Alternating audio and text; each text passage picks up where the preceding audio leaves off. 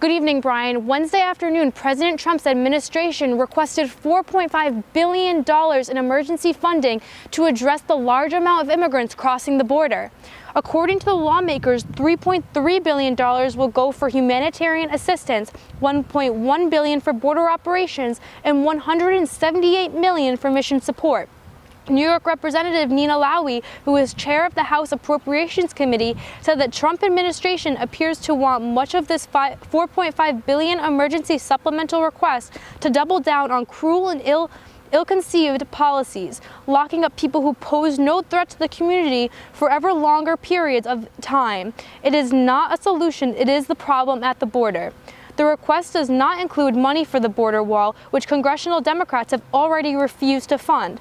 This letter comes over 2 months after Trump had asked for $5 billion to fund the wall, which caused the longest government shutdown in U.S. history. Russell Vought, who is the acting Office of Management and Budget Director, said President Trump is committed to working with the Congress to enact legislation that will give our nation a secure, coherent, rational, and merit-based immigration system. The $1.1 billion for operations is also supposed to go to volunteer surge requirements, buy more beds, and pay for investigations to counter human smuggling and trafficking.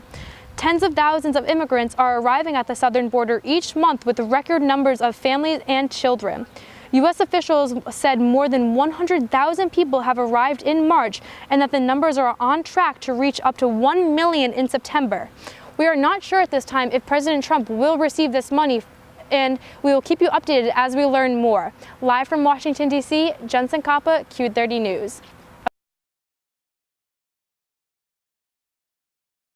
You are exactly right in calling this a crisis. In fact, the president himself has been calling it a crisis all throughout his spending battle. And before we even start, I want to preface that this fund is not even for his wall, nor is it a continuation of his request back in February, which soon led to the government shutdown. According to the White House, they're requesting $4.5 billion from Congress, which would include $3.3 billion for what is being called humanitarian assistance, $1.1 billion for border operations, and $178 million for mission support. The $3.3 billion would expand the shelter capacity for unaccompanied migrant children, provide food, care, and transportation for those in custody, and also fund processing centers at the border. The $1.1 billion for operations support would be used to address volunteer surge requirements, pay for investigations to counter human trafficking, and buy more detention beds. ICE is currently averaging around 50,000 people in custody, which is above the current detention funding levels already.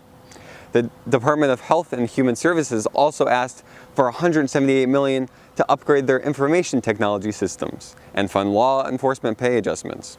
The HHS said that if Congress doesn't provide the additional funding, they might have to divert resources from other programs that, quote, serve vulnerable populations such as refugees and victims of trafficking and torture, unquote. This all comes 2 months after Mr. Trump declared a national emergency at the border in order to obtain funds to build his border wall. Trump has repeatedly criticized Democrats as being unwilling to work with Republicans to fix the immigration system, and the chair of the House of Appropriations Committee, Representative Nina Lowey, said on Wednesday that the committee would carefully review this request in its totality and, where possible, work with the Senate and the White House to make conditions at the border more humane. So why now, you may ask?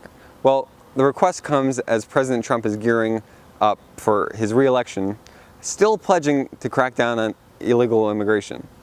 And at the current rate we're going, officials say the HHS is at risk of exhausting all of their resources as soon as June. We will have updates soon. Peter O'Neill, Q30 News.